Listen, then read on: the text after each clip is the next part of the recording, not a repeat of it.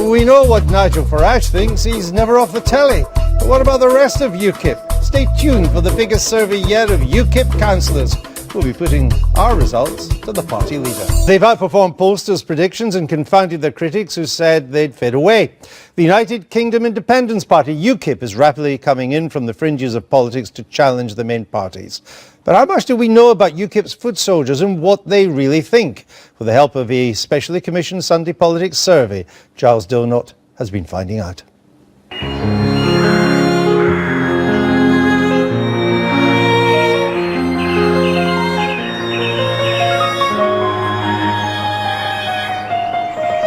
UKIP are blooming. Once branded cranks and gadflies, even clowns, their significant success in this May's local elections, in places like here in Buckinghamshire, and widespread expectations they'll do well in next year's European elections, means their opponents are having to take them seriously.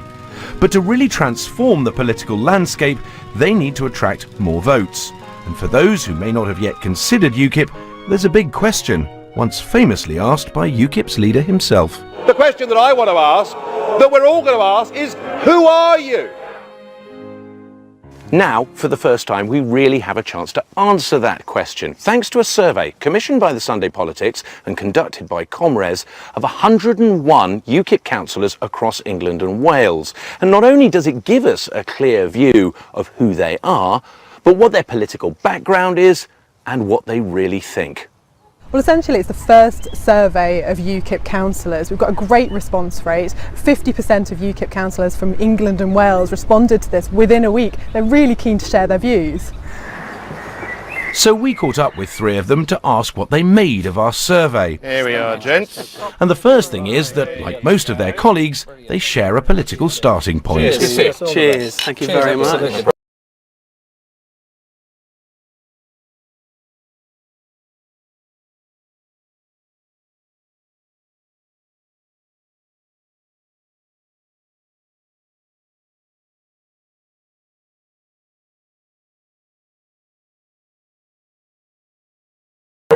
I've been a Conservative voter for years and years and years, but not actually been a Conservative member, so... I think I've directed Chris away from Conservatives because he said, well, I ought to go with the Lib Dems. I said, oh, don't go there. What about you, Paul? I was brought up in the 80s and time of Margaret Thatcher, and I just remember her being such a strong leader, and I was always, when I could vote first, I was a Tory voter, but then got very disenchanted with the Tory party over European issues, and 2 years ago I joined UKIP. 21% have previously been elected as Conservative councillors, and 33% have been Conservative Party members.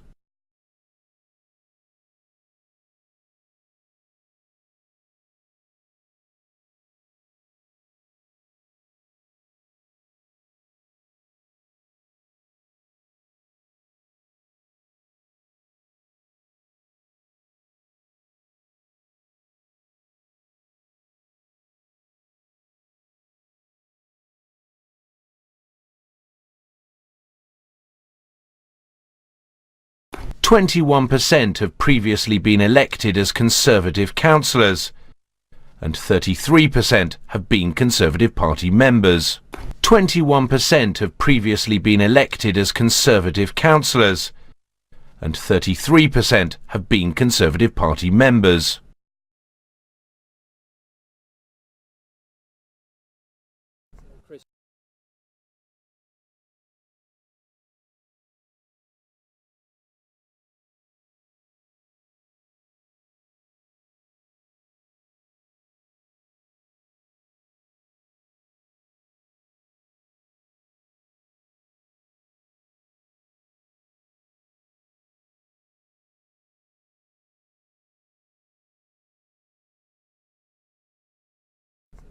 In terms of policy, immigration is the top issue for UKIP councillors.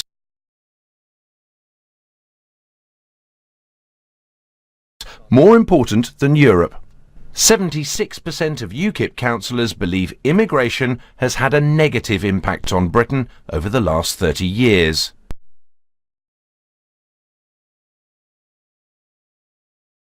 immigration is a huge problem to people, even in leafy Buckinghamshire. What you've got there is Labour obviously started with the influx, 500,000 people coming in, and of course what they see in Cameron and Clegg, it's just a free-for-all, open doors, come and help yourself. Yeah, and the general public, they have recognised that there is stress on every social service. Education, housing, NHS, the queues are getting bigger and we can't address it. I think it affects everybody. If you think it doesn't affect you, then you're crazy. It affects everyone, absolutely everyone.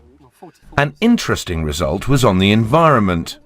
81% believe climate change is either not happening or human activity is not mainly responsible. I think I was veering on the it has no effect, and then I thought, no, when I think about it, there is maybe possibly an effect. But when we've got our policy man, Mr. Roger Helmer, who's given papers to conferences and what have you, it's all backed up that there is no truth that climate change is causing all these problems. These are cyclic things that are happening. It's not climate change. The majority of UKIP councillors support the death penalty, 69% for the murder of a police officer, 70% for murders committed by terrorists, and 65% for child killers. I can see people are generally fed up, and they are saying, a lot of people these days across the board are saying eye for an eye, tooth for a tooth. But also I think it shows people don't fear prison. I think that's a big factor No here. deterrent. There's no deterrent, and that's my biggest issue. If you kill someone, you go to prison, and in some prisons it can be a very comfortable lifestyle. From the survey, your policy agenda, for want of a better phrase, is fairly right-wing.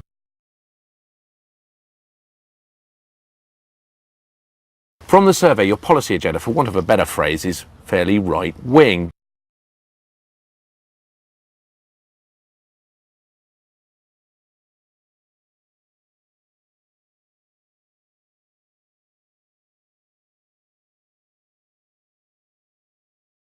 Does that mean that it'll be difficult to attract Labour voters to you?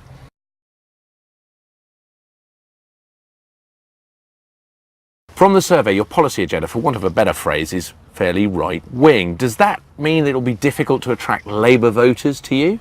I actually challenge people and I knock on the people who have got Labour posters in their windows. And after about 3 or 4 minutes, I can tell you there's a good number that actually say, I actually agree with your policy.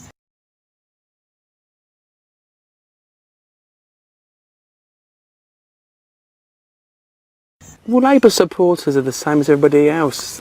They are normal people, get on normal days, and they're not stupid. They want to vote for someone who they can believe in, and I think we are the party to believe in.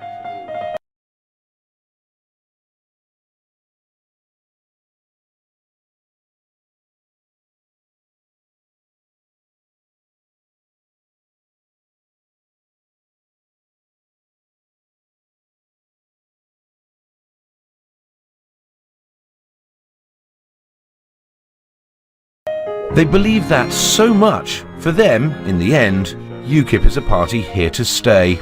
If circumstances changed, would you go back to the Conservatives? No, I don't, because I prefer and believe that UKIP now stands on its own as a party.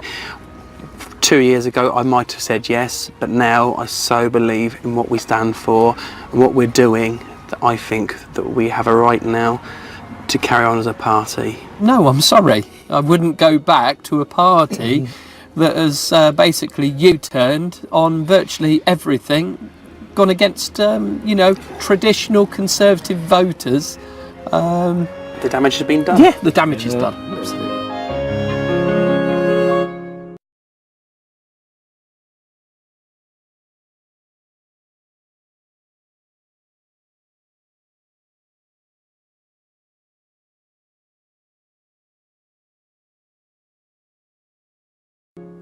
And Nigel Farage joins me now from Kent. Nigel Farage, this survey shows what people have long suspected. UKIP is a party dominated by Conservatives, disgruntled Conservatives.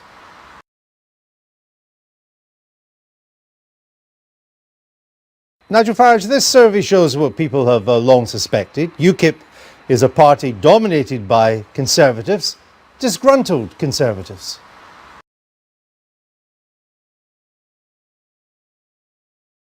Nigel Farage, this survey shows what people have long suspected. UKIP is a party dominated by Conservatives, disgruntled Conservatives.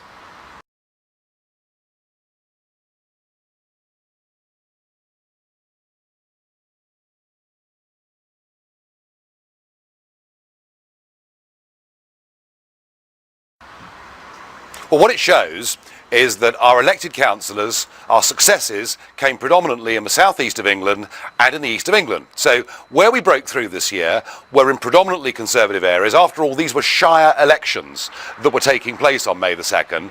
So it's no surprise to me that 70% of that particular survey had previously been Conservative supporters. You know, had you gone to Barnsley or Rotherham or Middlesbrough or any of those by-elections in which UKIP's been coming, or South Shields, in which UKIP's been coming second in very safe Labour seats in by-elections, you would have found there the vast majority of our voters had actually come from the Labour Party. So it does depend a bit what part of the country you go to. Yes, but the area where the survey was done is not entirely a Labour-free area, and you've said that you caused, quote, an upwelling of support from people across the political spectrum.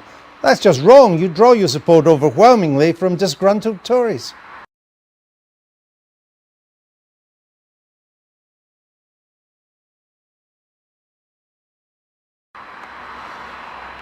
Well, if you go to South Shields, a constituency in which we'd never stood before, a place that has been solid Labour, where they've weighed the vote for 100 years, in a very short by-election, we went from 0 to 25%, and most of those votes were coming from Labour voters. If you look at the European elections of 2009, the areas in which we came first, places like Hull, where UKIP was topping the poll, places like Rotherham, where we recently won a district council by-election in one of the safest Labour wards in the whole of Rotherham, and you'll see that in those Labour areas we're making progress, and I think that Mr Miliband's decision this week, not at this stage anyway, to back a referendum on EU membership means that, you know, we will be attacking the Labour vote more and more over the course of the next few months. But if you look at the views of your councillors, I mean, robust right-wing views on immigration, capital punishment, climate change, it's clear your party's hoovered up Tories from the right of the Conservative Party.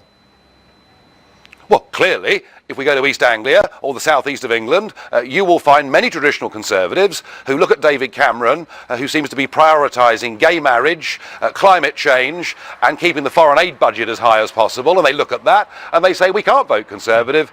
We look at the UKIP manifesto and we say, well, actually, at least there are some things that we agree with. And yes, you know, it's quite true that most UKIPers have got robust views on immigration, but they're sensible views on immigration. You know, we used to have 30 to 50,000 people a year would come to live, work and settle in this country. Over the last 10 years, it's been 500,000 most years, and what we're saying is the time has come to get a grip and to get control, and actually that appeals right across the political spectrum to people because it's just plain common sense. But it looks like the main function at the next election of UKIP will be to deprive the Tories of votes and therefore of seats. Well, so how does it feel to be Ed Miliband's best hope of getting to number 10? Yeah, well look, you've got your briefing and you're clearly going to stick to it, and nothing I say is going to change your mind. I'll have one last try, all right? When we had the Eastleigh by-election back in the late winter this year, the headlines the next day were UKIP deprived Tories of the seat. After that, Lord Ashcroft spent a considerable sum of money finding out who were the UKIP voters, where had they come from, and what were the key issues, what were the key reasons why they'd voted UKIP. And I'm very thankful to Lord Ashcroft for saving us having to do it. And what we saw was a third of our vote in Eastleigh came from the Tories, a third of our vote in Eastleigh came from the Lib Dems, 20% came from Old Labour, and 10% came from people who had not voted for anybody for 20 years, but felt with UKIP they could re-engage with the process. The answer to your question is very simple. Of course we're picking up Tory votes. Of course there's huge disenchantment in Cameron, and many people believe the guy's not a Conservative at all. But overall, the majority of our votes come to us from parties other than the Conservative Party. This is not a splinter group on the right of the Conservative Party. This is a new national party, not hidebound by political correctness, prepared to stand up and say things that everybody else has tried to brush under the carpet for decades, and we're here, and we're here to stay. Well, if you're a kind of a threat to all the parties, including Labour, why do you think it is that Stuart Wood, he's a key figure in Ed Miliband's inner circle, he says that you should be allowed to join the pre-election debates? Now, I think we could discount him wanting to do that because he's a fan of yours. It's because he knows you'll split the Tory vote and let Labour in. Well, again, you're sticking to the script, and that's fine if you want to do that. I keep repeatedly telling you that we pick up more votes from across the spectrum than we do just from the Conservative Party. That's a fact. It's very well documented, and yet nobody inside the London metropolitan media mindset wants to accept it. We seem to think that believing Britain should govern itself and have a trade relationship with Europe and not be part of political union, we seem to believe that is somehow right-wing. Remember, it was the Labour Party. It was the left of the Labour Party in the 70s and the 80s, even Neil Kinnock at one time, who believed in that view. As for the TV debates, look, they're a long way away. I know that everybody is talking about the general election and what may or may not happen, but I would like to remind viewers that on May the 22nd next year, we have a national election, we have a European election, every single one of us is entitled to vote, and we also on that day have over 5,000 council seats up for grabs. All right. If UKIP is able, on May the 22nd, to win the European elections, then I think keeping us out of the pre-election debates in 15 would look slightly ridiculous. Just do you agree with your councillors in our survey that Britain today is a worse place because of immigration? I think that what has happened to Britain since 1997, with totally, frankly, unrestricted, excessive immigration, has had a negative effect on society. You know, we have 1 million of our youngsters now out of work, and yet we're prepared to open up the doors next January to the whole of Bulgaria and Romania. That doesn't make sense. So immigrants have made communities Britain up and down the country- a worse place, Mr. Farage. Immigration's made Britain I a think worse Britain place. is I think British market towns and cities have become far more divided communities over the course of the last 15 years than they were before, and I'm sorry about that. All right. Thank you very much.